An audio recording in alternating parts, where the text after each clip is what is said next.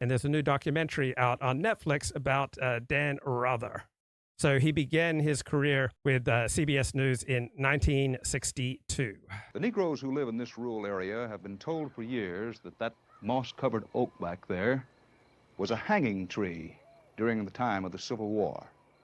They are now being So ever since we've been keeping murder statistics in the United States, all right, in America, even before the formation of the United States of America, all right, there have been groups who've committed disproportionate amounts of murder.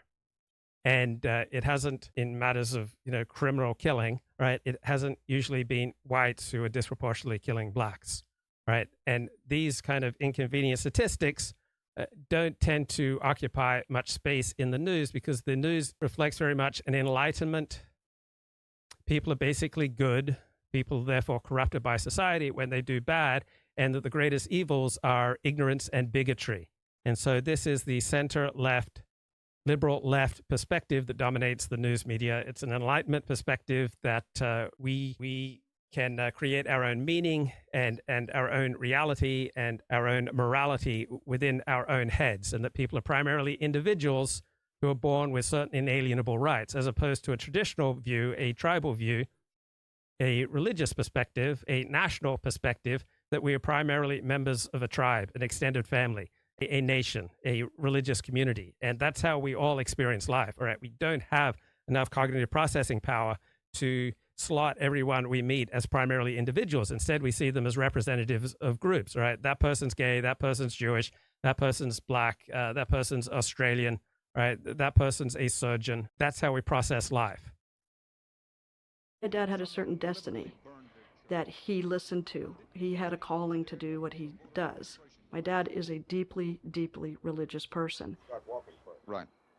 My dad reads the Bible often.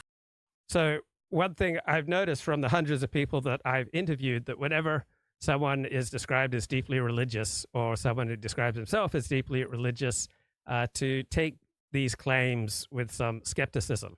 Because the people I know, for example, in Jewish life, who are raised as Orthodox Jews, which is a highly demanding way of life, all right, they almost never describe themselves as deeply religious, right? The more Orthodox the Jew, the less likely he is to describe himself as religious. Instead, someone who follows Yiddishkeit, someone who follows the ways of the Torah, the ways of his people.